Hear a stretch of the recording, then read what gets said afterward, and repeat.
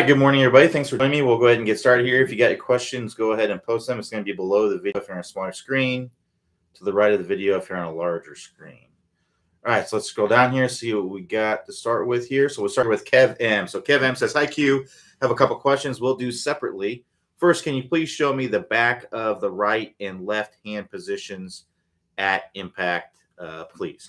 So a lot of this is going to depend on what the hands look like, will depend on the strength of your grip, right? So if I have a very weak grip, meaning that my hands are kind of more like this, right, at address, my thumbs are more on top of the shaft, right? Well, when I come to impact, I'm going to have more bow in my lead wrist, and my trail wrist is going to have more extension in it, right? So if you look at that's what it would look like at that angle. If I have a very weak grip, it would look more like that.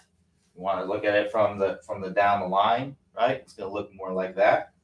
But if I have a very strong grip, right, meaning my hands are more like this, I'm more like this on the handle, my thumbs are more on the side, right? So if I'm more like that, then when I come to impact, you can see my lead wrist. I don't have that big bow in my wrist anymore. It's going to actually, it looks like it's actually cupped, but the reality is that it's flat. If you look at it from this angle, it's flat, right? But you can see I'm going to have a little less wrist extension in my trail wrist. But this is why we generally advocate more of a stronger grip, because it's just easier to get into a good impact position for most people. Now, if for you, hey, this is a very easy thing for you to do, and this is more comfortable for you, then great. That's what you should do. But I've just found the vast majority of golfers are not comfortable being in that position, right? So if I have a very strong grip and then you go to the down the line angle, right, you can see that's what that looks like from there. So a lot of it, what your hands look like at impact in a good impact position, is going to depend greatly on your grip to begin with, right? So keep that in mind when you're looking at that. I guess the better question would be, why are you asking that? What are you going to do with that information? How is that going to help you? And maybe that can help me answer the question for you a little bit better. So Kevin goes on to say, second question, can you show me what the lead shoulder does through the swing, under, round, etc.? Thanks for your help. So the best way I would try to think about it, and what I have found is kind of the best way to see it, is to imagine the shoulders are turning on a plane, right? Ben Hogan has this famous book, the 5 Lessons book, and in that book he talks about the plane of glass. So he talks about there's a plane of glass that, if you imagine that there's a plane of glass that went from the golf ball and sat on top of your shoulders, and then your head kind of went through that hole in the glass, and you imagine that his shoulders turned on that plane of glass. Now, your shoulders really aren't going to turn that steeply, but most people I see don't turn their shoulders steeply enough. So I think it's actually a pretty good visual for most people, because most people need to feel steeper with the shoulders. Because what I see a lot of people doing is the shoulders kind of can sometimes level out when they go up to the top, right? So they kind of stand up out of it. And I'm exaggerating, but I do see some people that are, doing this much even. And then in the downswing, I see the shoulders, they kind of back away and again, kind of turn through, kind of level. So what we want to do is we want to have those shoulders in a nice steep position, right? We're staying in our posture, retaining our tilts, right? What I mean by that is our hips are kind of tilted down a little bit at address. Then they're going to be kind of stay tilted down, right? If you look at the overall angle, if I get to where they're like this, where they're level, right? Now my hips are more level. That's going to make my shoulders level out too, typically, because it's hard to have your hips go that way and to also have your shoulders steep, because if I do that, I'm going to fall over. You know what I mean? So we want to keep those shoulders or those hips on a tilt down, and keep those shoulders tilted down as well. And then in the downswing, right, we want to feel that same thing, like our shoulders are kind of staying on that plane as we're coming through. And then after we've hit the ball, right, then we can kind of come up and have our shoulders be more level, or even our trail. A lot of times our shoulders will actually be more like this when we come around into the full finish, right? We're coming all the way around into the full finish. A lot of times our trail shoulder is going to be a little bit higher, but through impact, we want to feel like they're staying on the same shoulder plane. So I wouldn't complicate it really any more than that. I would just try to feel like, if you put something on top of your shoulders, when you go up to the top, you're going to have your shoulders angled down toward the ground, roughly, 4 to 8 feet, something like that outside the golf ball. And then when you go through impact, right, the shoulders are going to be kind of doing the same thing. Again, roughly 4 to 8 feet outside the ball through impact and then into the full finish there.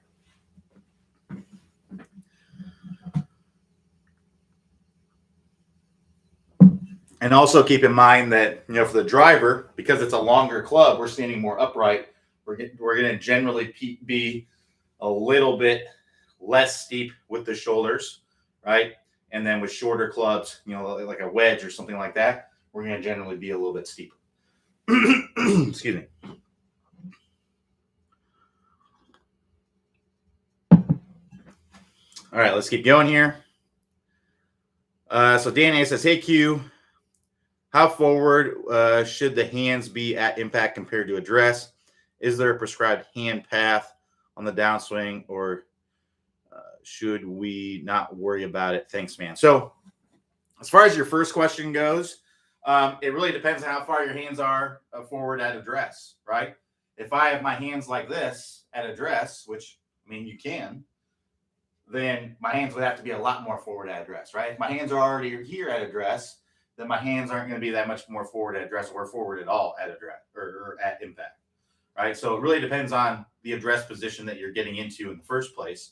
But generally, at impact, the average tour player is going to be taking about 30% of the loft off the club, right? So, if you have a pitching wedge, it's roughly 45 or 46 degrees or something like that, right? Then a tour player is going to be taking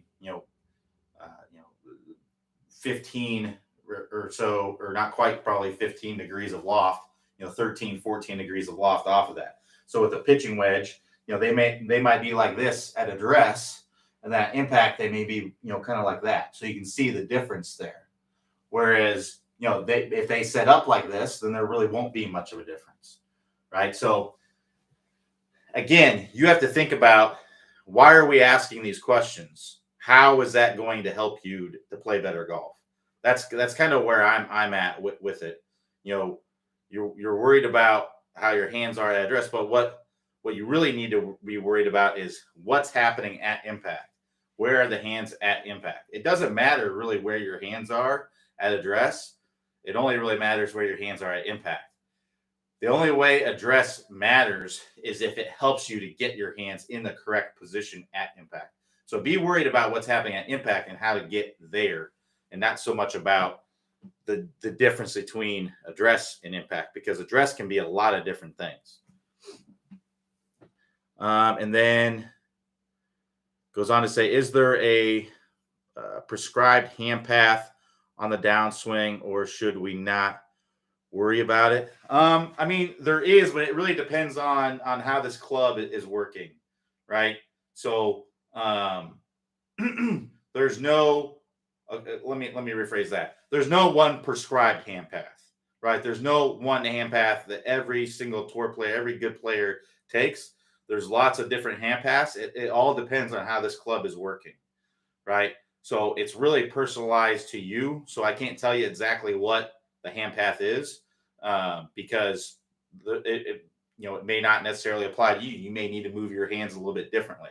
So what I would recommend doing is get with an instructor who can look at your swing and see how the club is moving.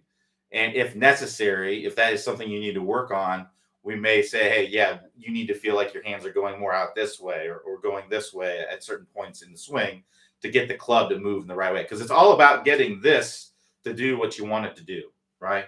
It's all about getting that. So for example, let's say you're up at the top and you have the club really, really laid off, right? Well, you wouldn't want your hand path to go way out this way, because if it did, then that would just lay the club down more, right? And really open up the face, and it'd be very difficult to hit a good shot. But if you had, if you were way across the line at the top, right, and then you would want to feel like that's happening, because that's going to get the club to lay down where you want it.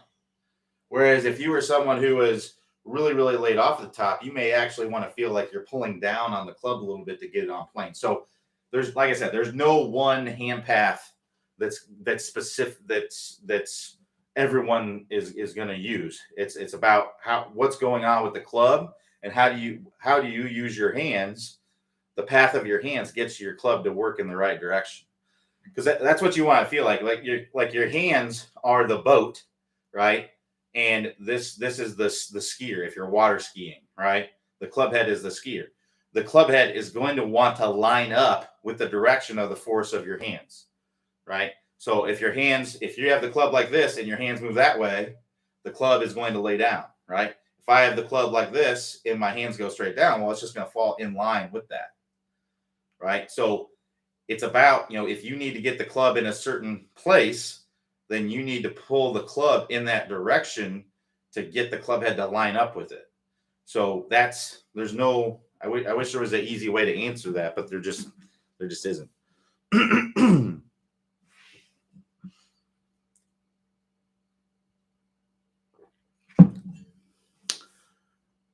All right. So Bob B says, cue your advice yesterday on constant sequential unturning of the entire body was well past impact. Combined with Mike Durr's recent video on relaxing shoulders in the downswing caused me to flush every shot for 9 holes yesterday afternoon. What a feeling. Hope it lasts. Thanks for the help. Awesome. Thanks for sharing, Bob. Glad to help. All right. Moving on to Carl M. Says, I've got 5 questions about the TSG Wedge Series. All right. So 1, shaft lean. Clay recommends a forward shaft lean is to get an angle of 47 degrees. Okay. When doing so, all wedges would be more or less the same, just more shaft lean, but basically same flight pattern. What would be the point of that? After all, you'd like to control the distance using the wedge. Yeah, I don't think there would be much point of that. I think you may be misinterpreting, if I had to guess, what's going on there. I haven't watched that series in a long time, so I don't remember exactly what Clay says in there, but I would guess that there's some misinterpretation, right? If you want to flight it lower, you're going to use a lower loft, right?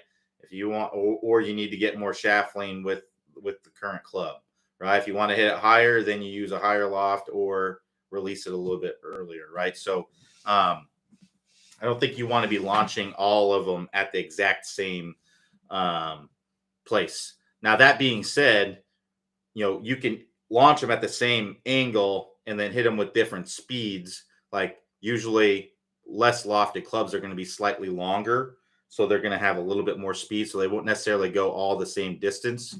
But yeah, I think they're. I apologize. I don't remember exactly what he says there, but I'm guessing that's not what he's saying. So 2, clock system. Clay recommends to always have the same end position.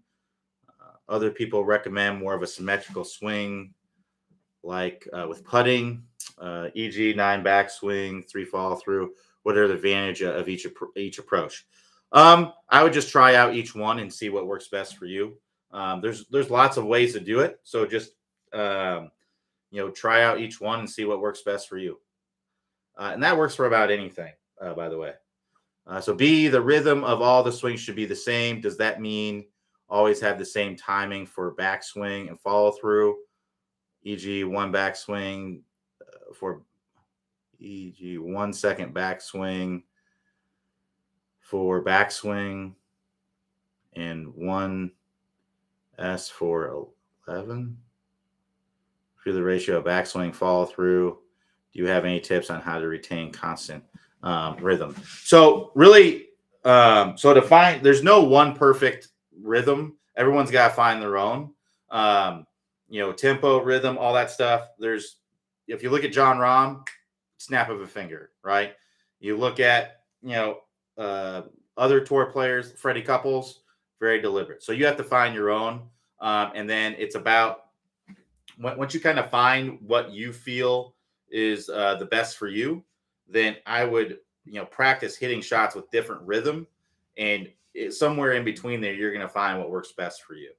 And then to train that constant rhythm, you basically hit shots with different rhythms, and then somewhere in between there, you're going to find what works best for you. So that's how you train it. See, I have no problems with the flat spot with swinging at 7 or 9, but at 10:30, I usually have more problems. Do you have any tips for that? So one thing to keep in mind when hitting a wedge, you're not gonna. So there's no technically flat spot. It's just a flatter spot. So with a wedge, you're typically not going to have as flat of a spot because the swing is shorter, and also because this club's going to tend to want to dig a little bit more. So I would guess that you probably have you're fine. It's just that you're hitting a wedge, and a wedge is just going to tend to dig, whereas a 7-iron is not going to dig as much. I would venture to say you're fine, but it's no different. Getting the flat spot with a 7-iron is no different than you would with a wedge, right? So whatever you worked on to get the flat spot with a 7 or 9-iron, do the same thing with the wedge. It's no different. So Larry F says, "Hi Q, just started off golf season after the off season of practice drills from TSG. Still struggling with the feeling in terms of proper turn and weight shift. Downswing, I seem to be buckling left knee through ball as opposed to weight shift. Left heel, straightening up through impacting. Give me a thought or a simple focus to work on. Thanks." I'd recommend the step drill. And the place where you can find the step drill is the 20-minute distance fix. So if you want to check that out, click the instruction tab, top speed, the 20-minute distance fix. Then go to the sumo step drill. That's a really great drill to help you get that weight shift and force you to get that feeling in that lead leg.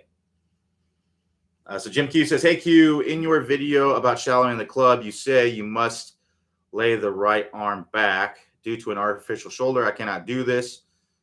Do you have any suggestions for me, or just out of luck with ever being good at golf?" I mean, that's the way that tour players are doing it, right? So you just have to find different ways of shallowing out the club, right? So tour players get the arm kind of working in like this. And it's not excessive. I mean, if I would venture to say you can probably do it. I mean, unless your shoulder is you just cannot move it. It just has to stay out like this. Then you basically have to come over the top and steep. And if that's the case, I would just pull everything. I would just align your body to the right, and I keep the elbow out, and I just pull everything. That's basically what I would do. It's not ideal, but if that's what you're capable of doing, then that's what you got to do. But I would venture to say that that's not the case. I would guess that you can put your arm like that some.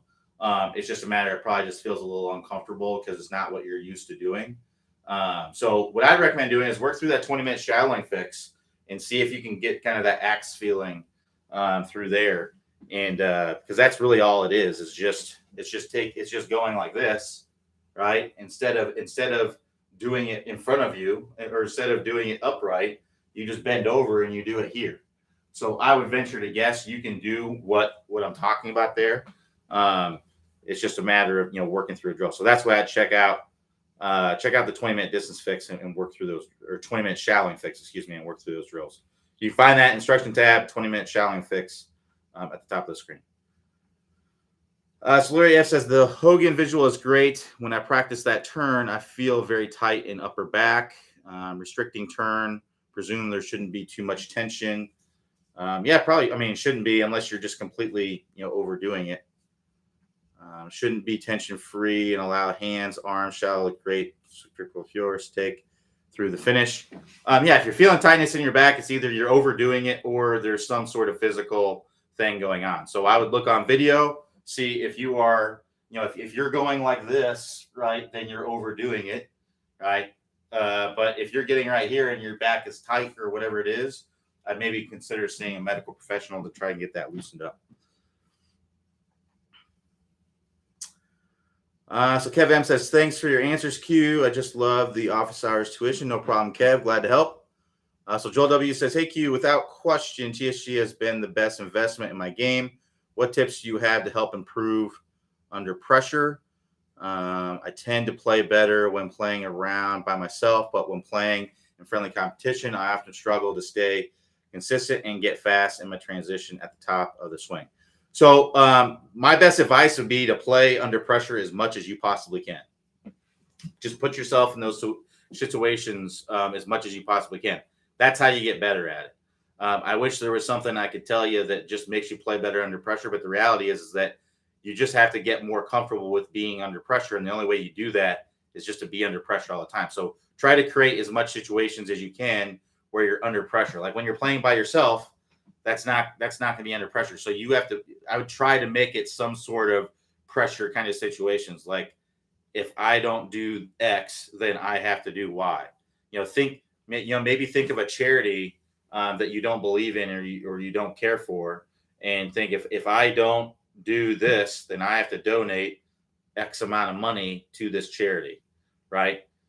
Put yourself through some pressure kind of situation, in that sort of way. So that's kind of what I would try to do is just put yourself in pressure situations as much as you possibly can.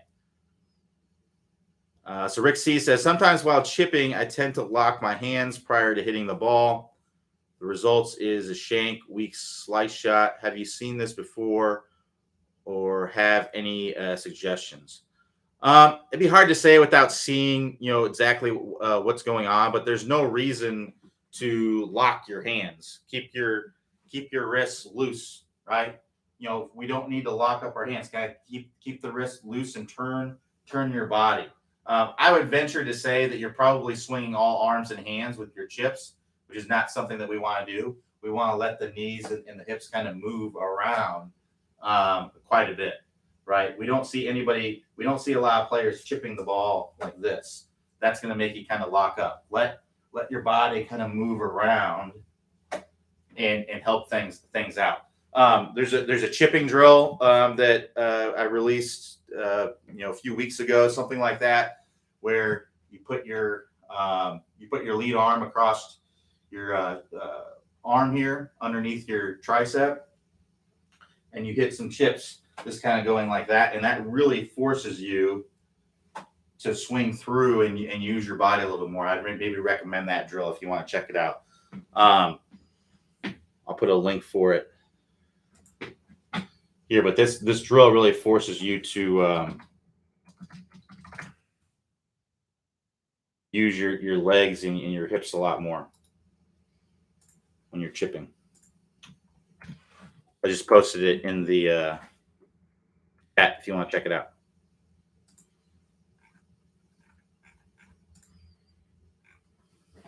All right, keep the questions coming. Also want to mention, I did just open up some swing review spots. So if anybody's interested and has been waiting to sign up for swing reviews with me, I just opened up some spots. So if you want to check it out, click the get a review link at the top of the page, and you can sign up. If you scroll down there, you can sign up.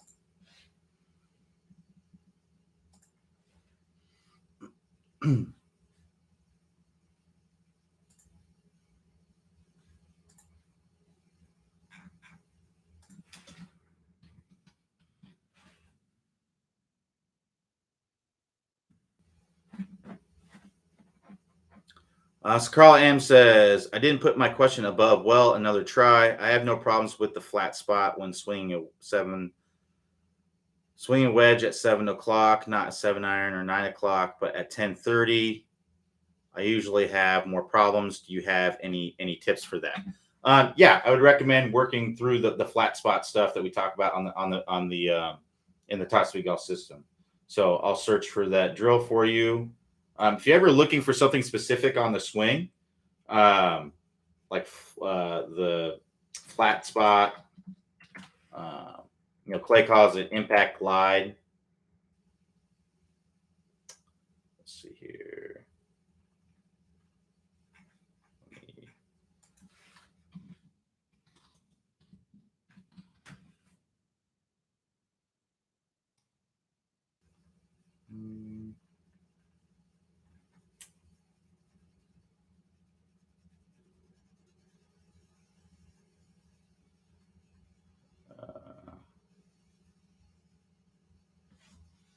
Well, it's in the compression line course. For some reason, it's not coming up.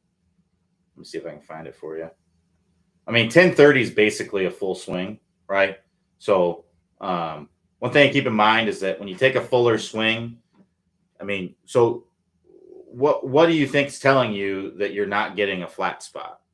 Because there's no, keep in mind when we say flat spot, it's not technically flat. There is an arc there. So, I mean, just because you're taking a divot that has maybe some depth divot doesn't mean that you're not getting impact glide or a flat spot or something like that.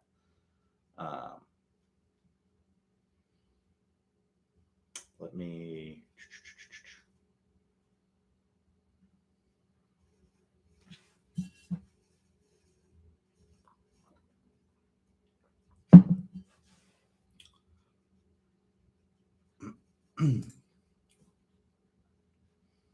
pretty sure that's in the compression line course where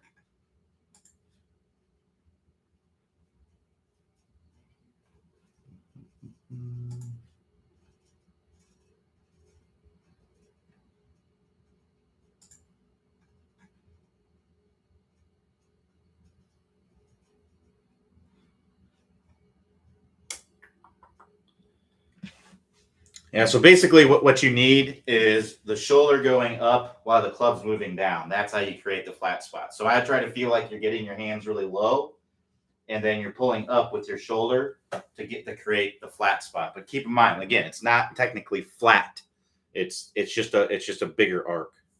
I thought that I don't know where the videos are on that. I don't know if we removed them or what. Used to be you'd search it and it would come right up, but if for some reason it's not coming up. So sorry about that, but that's basically what you need to feel there. All right. So Greg L says, recently I've started topping my hybrid and fairway woods. I don't do this with any other clubs, and I use to hit them fine. I tried moving the ball back in the stance a bit, but with no consistent success. Do you have any other suggestions? Really, what it comes, just don't hit them any other way. Hit them the same way you hit the other clubs. That's my best suggestion. Hard to say without seeing your swing, but there's no reason to hit your hybrid any different than your 7-iron. Hit your 3-wood the same. Hit your 3-wood the same way. You're taking the same swing. So basically, what it comes down to is you're not controlling the bottom of your swing, very well with those longer clubs, or you're doing something that's making it more difficult for you. So if you move the ball more forward, it's harder to get the bottom of your swing to occur more in front. So that like I said, that's more of my first suggestion. So I would just try to have that sensation. A good drill to do would be to have have your ball and then I place a tee in the ground, about 3 or 4 inches, a club head width in front of your ball, and then I would try to hit the ball and the tee at the same time. If you just try to have that blueprint in your mind of doing that, it should help out quite a bit. That'd be my main suggestion because you just got to get the bottom of your swing working in the right spot. So Rick C says, will you see much of a difference between Costco ball versus a Pro V?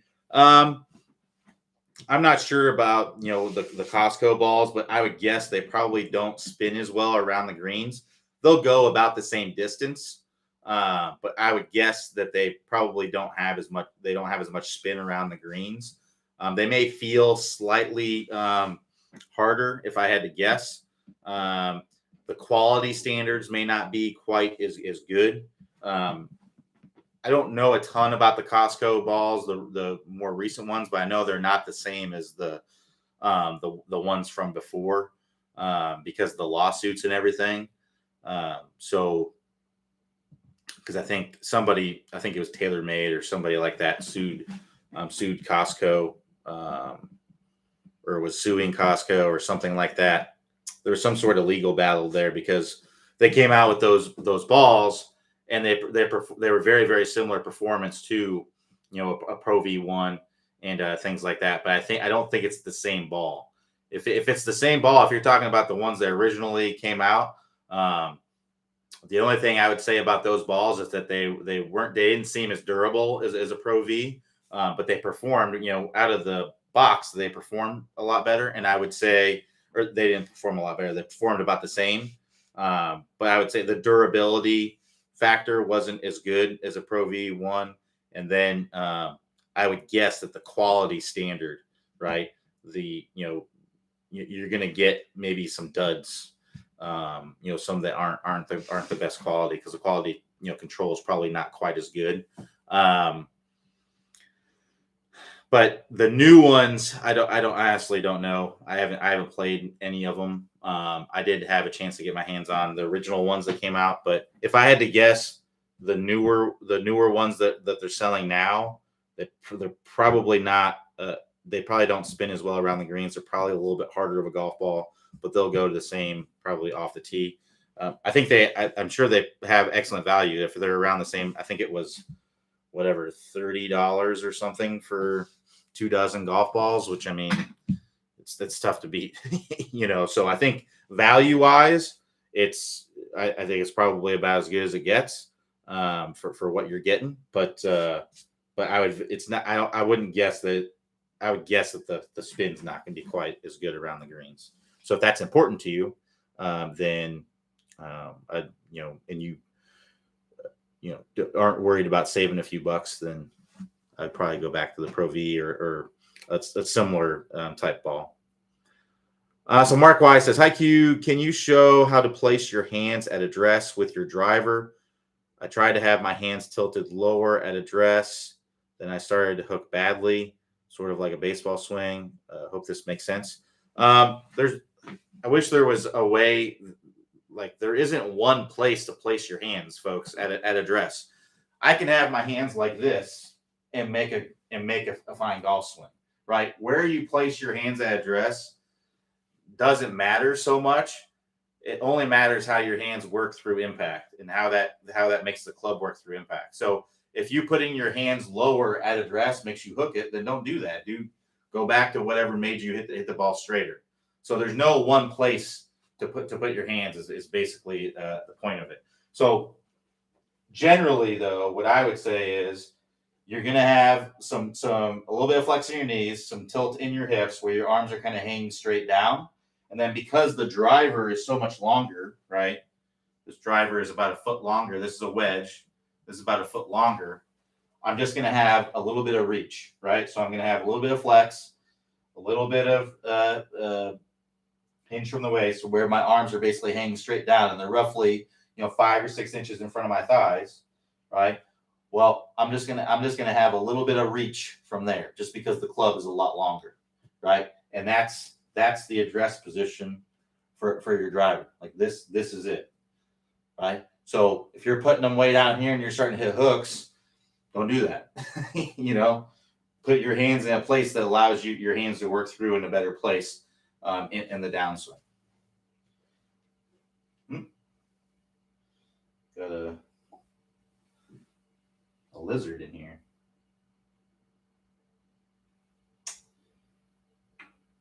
Not sure how he got in here, but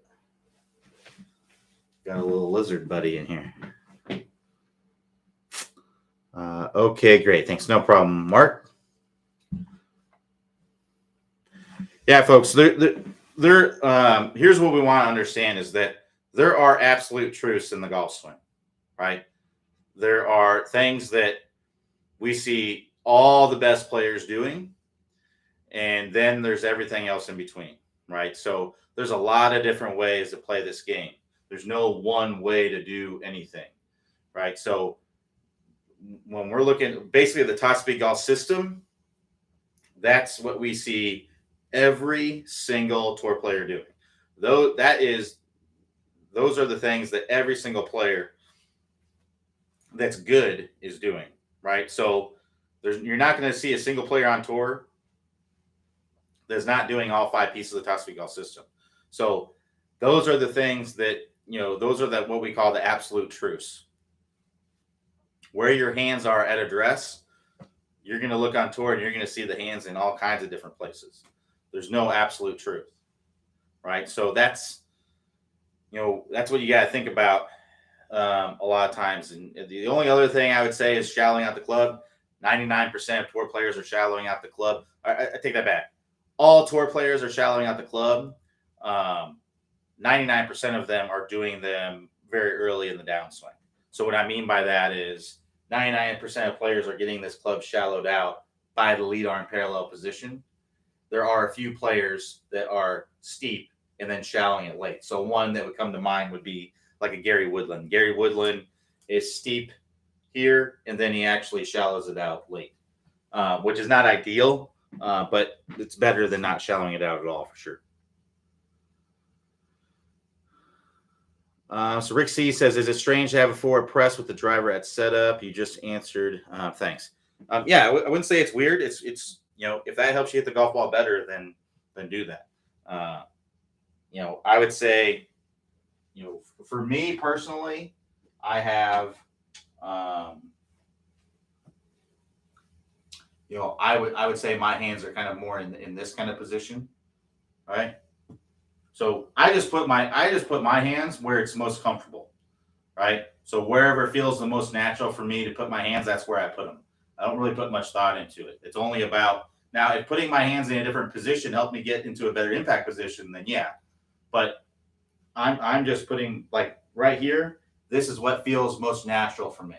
So that's the position that I get into with my hands, with my irons or with a wedge, right? This feels the most comfortable, right? So there's a little bit of forward press there. I'm just putting my arms where they feel the most comfortable because then I can be relaxed and athletic. If I'm forcing my hands to be in some sort of position, then that introduces some tension into my arms, and that makes it so I'm not athletic, right? So that's kind of what it comes down to, right? If you think about a baseball pitcher, right? A baseball pitcher, they're kind of relaxing and putting, a lot of them, some of them are like this, right? And then they relax, right? Some of them are, just have it like this and they're very relaxed. The key is to get into a relaxed athletic position, right? There's no pitchers that go, like you don't see, we're not robots, right? We have to kind of move athletically, and the golf swing is the same kind of thing. It's no different.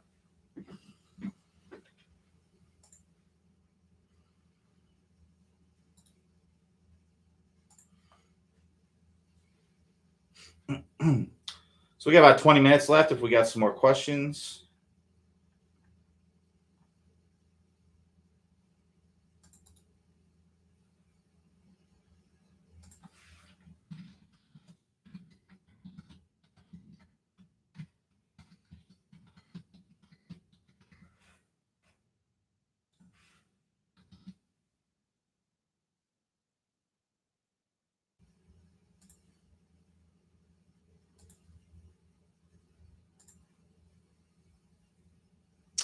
In the meantime, I'm just going to be sending out some emails. Got some new students signing up for swing reviews, so sending out some welcome emails.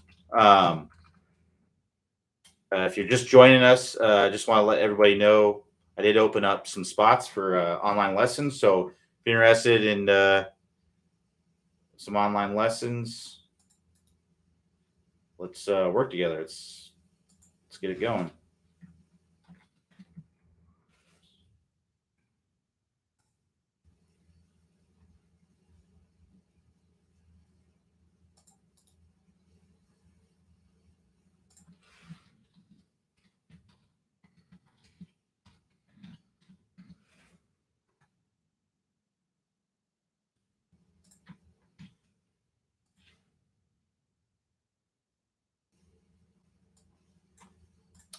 All right, I heard the pop. All right, so Larry F says, putting advice, how best to stop flipping the hands through impact?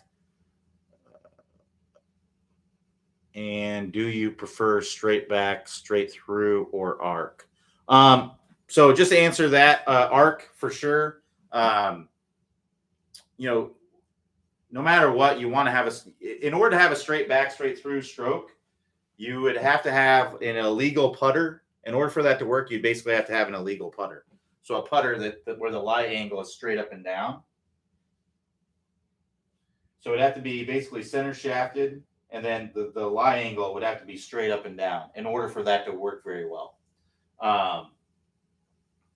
And those putters are illegal. So, but hey, if you play by yourself, you don't really play USGA rules, and you're just playing for fun, and it's easier for you to putt with, you can get a putter made that way, then yeah, straight back, straight through would be the best putting stroke, right? But if you're playing by USGA rules and you play against your buddies or whatever it is, you have to have a slight arc to your stroke. The reason for that is that this club is on an inclined plane, right? So we have to bring the putter a little bit to the inside. Now, depending on how far you stand away from it, right? If you stand farther away from it, you're going to have a bigger arc to your stroke. If you stand closer to it, you're going to have a slighter arc to your stroke. I generally like to see, me personally, I like to see the eyes just a little bit inside the golf ball. So if your eyes are straight down on the ball or slightly to the inside of the ball, like an inch or two at most, then you're going to have a pretty slight arc stroke. That's going to be ideal. If you're someone who has your eyes further to the inside, 5 inches or 4 or 5 inches, you're going to have more of an arcing kind of stroke. So, so yeah. And then as far as flipping through impact, you got to get the sensation of bringing the putter to the ball by virtue of your shoulders and your lats and not the wrists. And that's not to say that you can't have, there's lots of players that have had wristy kind of putting strokes and been just fine. So if you putt fine with a flippy kind of stroke, that is 100% okay.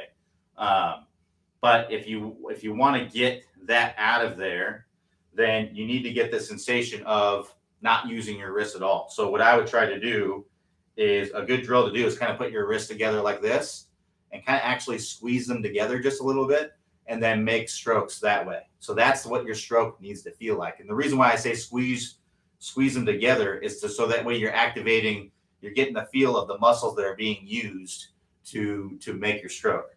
So that's the stroke, right? So put your hands together like you're clapping, right? That's the stroke. And then you just take the putter and you just do the same thing.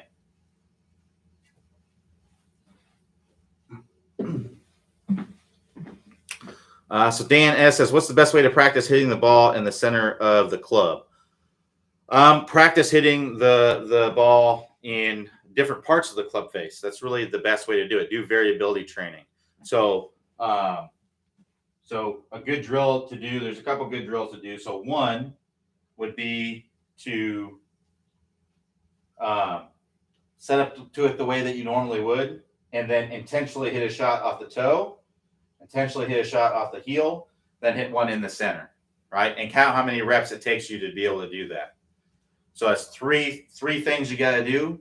You do win, pass, lose, stay, which means if you're successful, you go on to the next task. If you're unsuccessful, then you repeat the task, right? So what that means is, let's say I'm doing this drill and I got to hit my first one off the toe. Now I'm lining it up the same way I normally would. I'm lining it up in the center of the face, right? But I'm going to come in. I'm just going to try to hit the ball off the toe. And I'm going to use some sort of feedback mechanism like foot power spray or something like that to see if I'm hitting it off the toe or not. All right. Well, let's say I hit the first one. It's dead in the center of the face. That's unsuccessful. I'm going to try again. Right. And I need to feel like I'm even more in the toe. Let's say I hit the next one and it's in the heel. Well, now I need to really exaggerate it. Right. So count how many reps it takes you to get it in the toe. Once you get it in the toe, now let's go to the heel. Again, we're setting up to it, center of the face. And now I'm going to try to hit it in the heel. Count how many reps it takes you to get it in the heel. Then you move on to the center of the face. Count how many reps it takes you to get in the center of the face. Ideally, you would get to where you go 3 out of 3 with that. If you can go 3 out of 3 with that, then I would make it a little bit harder. So I would say hit it in the toe, but it can't be more than, a half inch off the toe. It just has to be slightly off the toe.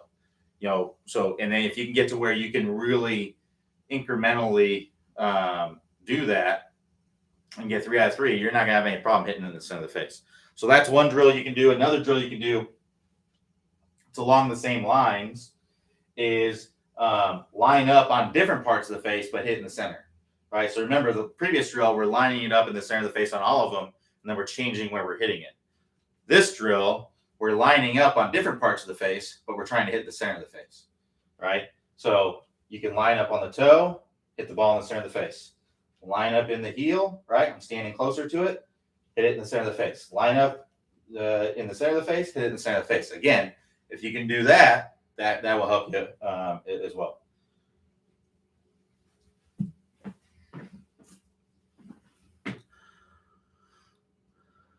So Bruce says, does the club work under plane when you shallow? Yes, it works slightly under the plane.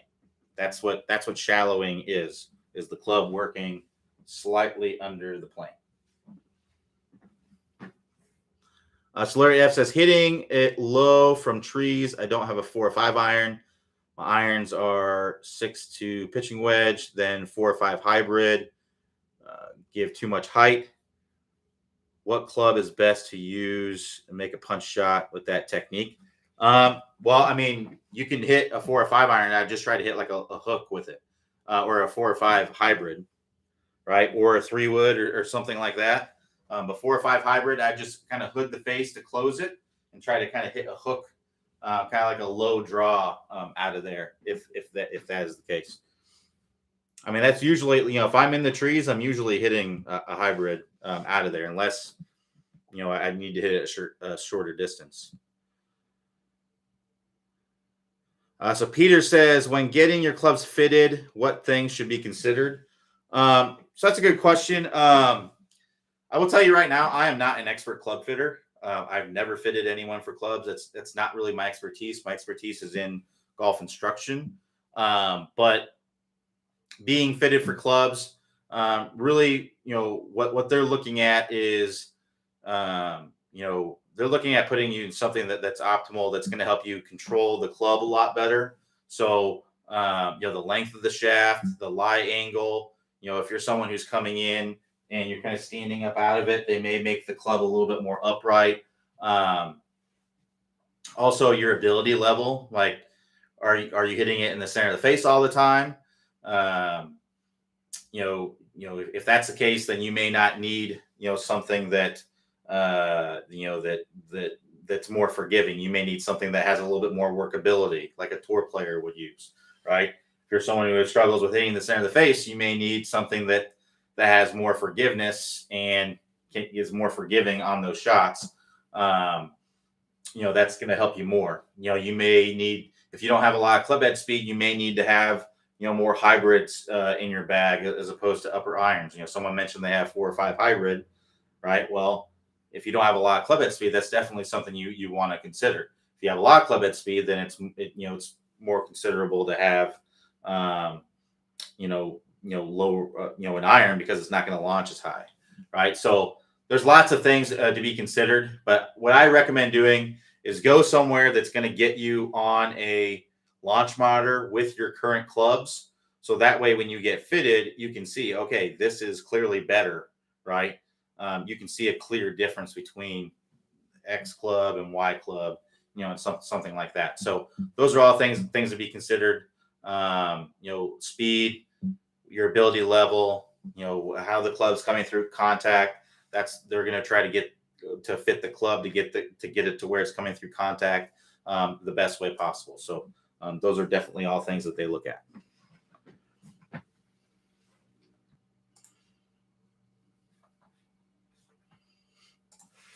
All right, we got about 10 minutes left. We got some more questions.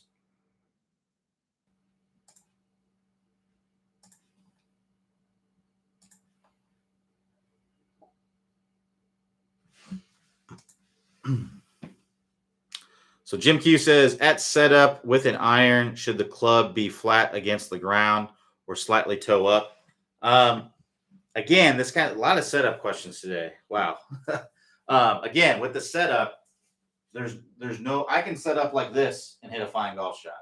You know what I mean? So it's not, generally you're going to see the toe is going to be up a little bit, but that doesn't mean that you can't hit a great golf shot with it grounded to the ground. So again, I think we're worrying about things that don't really matter that much today. It seems like let's focus more on what's happening at impact.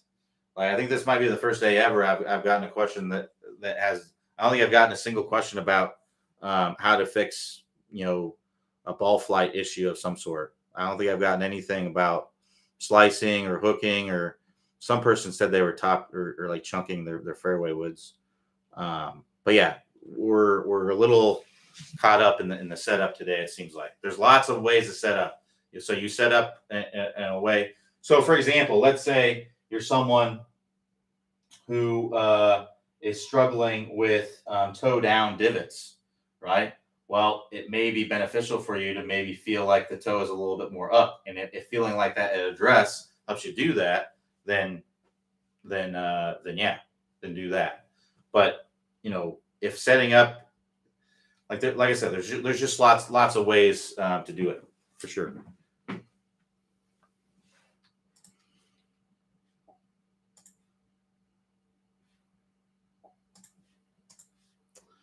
So Mark Y says, LOL, I'm doing both slicing and hooking, feels out of control.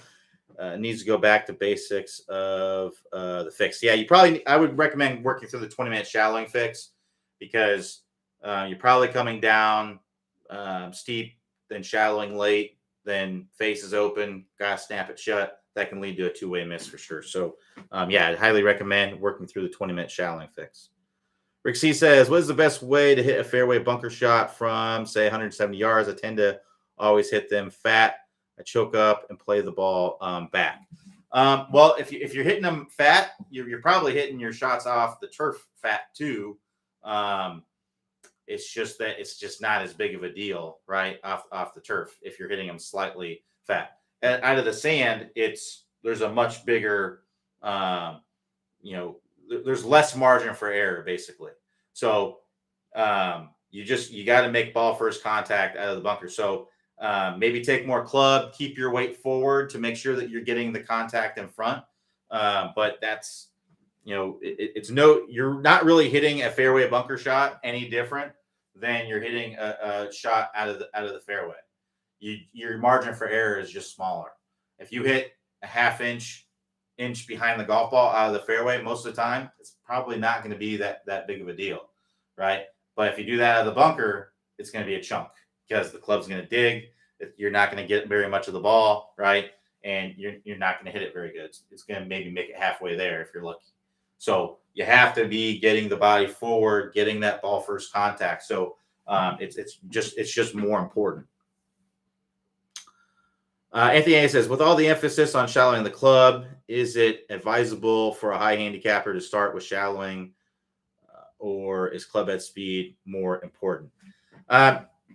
There's no blanket answer there. It really just depends on what's more important to you, right? Both are important. So I will say there's no higher correlation to lowering your handicap than speed.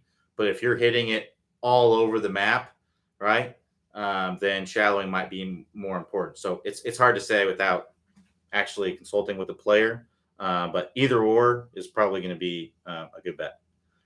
So Brad P says, is there a different load of the left shoulder at the top to hit draws versus cuts, or can I hit both the same position at the top? You can hit both the same position at the top. The only thing you're really doing is changing the face, right? So you change your body alignments to change the path of the club, right? So if I'm hitting a fade, I'm going to align my body a little bit to the left, and I'm just going to have the face more open, right? That's going to get the ball to fade. I'm not going to do anything different with my shoulder, right? If I'm trying to hit a draw, I'm just going to change my body alignments closed off a little bit. I'm going to aim a little bit to the right. I'm just going to have the face more closed, and I'm going to hit a draw. I'm not doing anything different with my shoulder. The only times you would try to do things like differently with your body is if you're trying to get extreme. Like if I was trying to rope hook one, right, I might get my body more closed off, and I might really feel like I'm getting my elbow in and my right shoulder under to get my path much more from the inside, and really try to get the face closing down, get a big hook. If I was trying to hit a big old slice, I would. I'm not sure I'd really do much different with my shoulder, but I would really feel like I'm pulling my rotating hard and getting my hands way in front to really open the face and hit a big old slice. But if I'm just trying to hit, I'm trying to hit it good, like not hit a huge curvatures, then all I'm doing is kind of just changing my alignments and the orientation of the face.